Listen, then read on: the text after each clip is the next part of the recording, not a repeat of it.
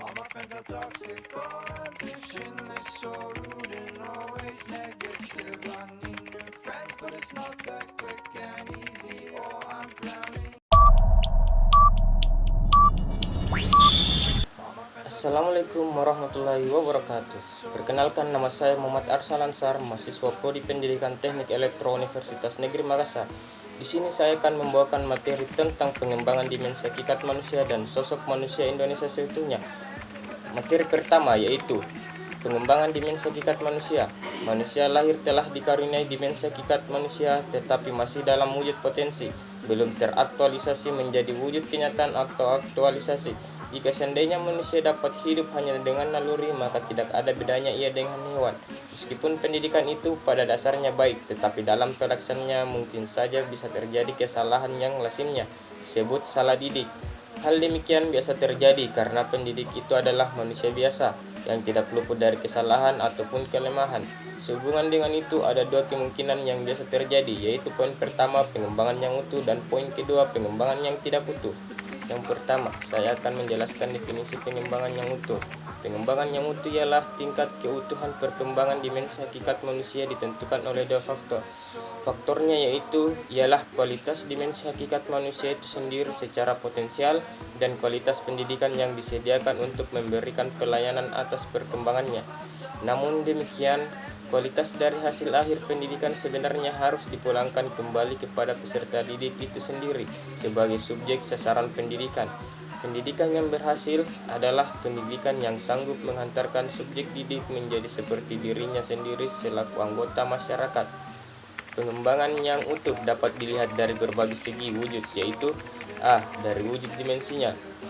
Pengembangan dimensi keindividuan, kesosialan, dan keberagaman dikatakan utuh jika semua dimensi tersebut mendapat layanan dengan baik, tidak terjadi pengabadian terhadap salah satunya.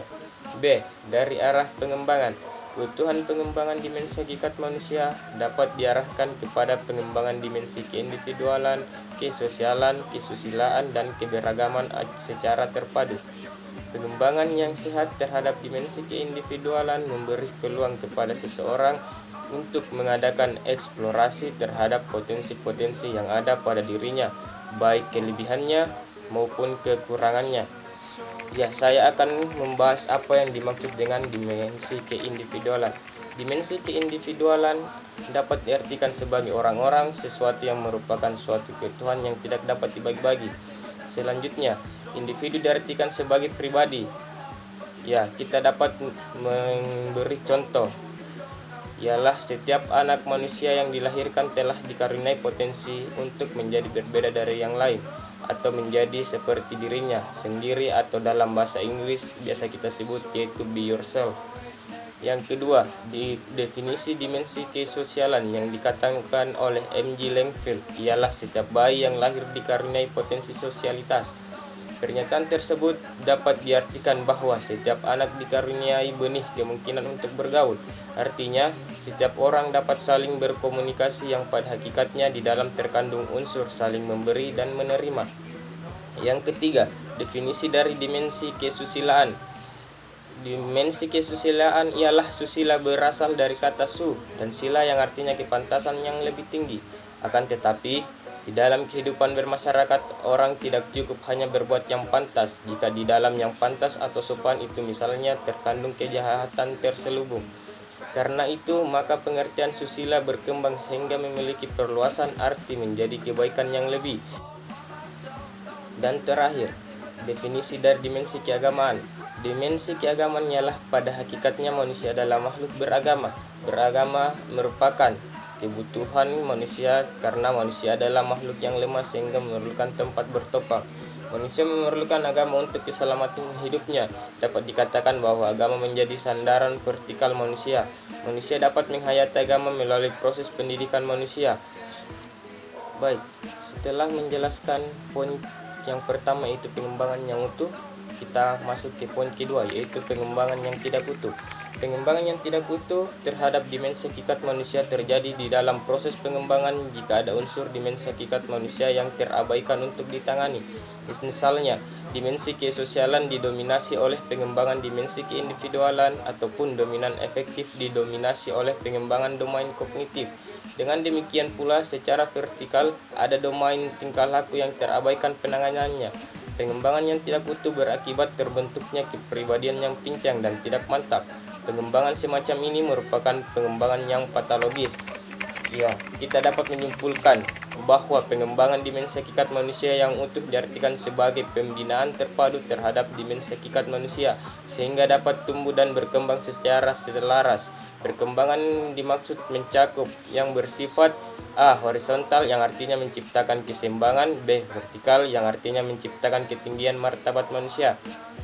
Baik, kita masuk ke tema sosok manusia Indonesia seutuhnya. Sosok manusia di Indonesia seutuhnya telah dirumuskan di dalam GBHN mengenai arah pembangunan jangka panjang. Dinyatakan bahwa pembangunan nasional dilaksanakan di dalam rangka pembangunan manusia Indonesia seutuhnya dan pembangunan seluruh masyarakat Indonesia. Hal ini berarti bahwa pembangunan tidak hanya mengejar kemajuan lahiriah seperti pangan, sandang, perumahan, kesehatan, ataupun kepuasan batinnya seperti pendidikan, rasa aman, bebas mengeluarkan pendapat yang bertanggung jawab, atau rasa keadilan, melainkan keselarasan, keserasian, dan keseimbangan antara keduanya sekaligus batinia. Selanjutnya juga diartikan bahwa pembangunan itu merata di seluruh tanah air, bukan hanya untuk golongan atau sebagian dari masyarakat. Selanjutnya juga diartikan sebagai keselarasan hubungan antara manusia dengan Tuhannya, antara sesama manusia, antara manusia dengan lingkungan alam sekitarnya, keserasian hubungan antara bangsa-bangsa, dan juga keselarasan antara cita-cita hidup di dunia dengan kebahagiaan di akhirat. Dari materi di atas dapat disimpulkan bahwa manusia Indonesia seutuhnya adalah perpaduan antara aspek jasmani dan rohani setiap manusia dengan memiliki keimanan dan ketakwaan kepada Tuhan Yang Maha Esa, cerdas, aktif, tanggung jawab, berpendidikan, serta memiliki rasa cinta terhadap tanah air. Baik, sekian dari saya. Apabila ada salah kata ataupun materi yang kurang lengkap dari saya, mohon dimaafkan. Wabillahi taufiq wal hidayah. Wassalamualaikum warahmatullahi wabarakatuh.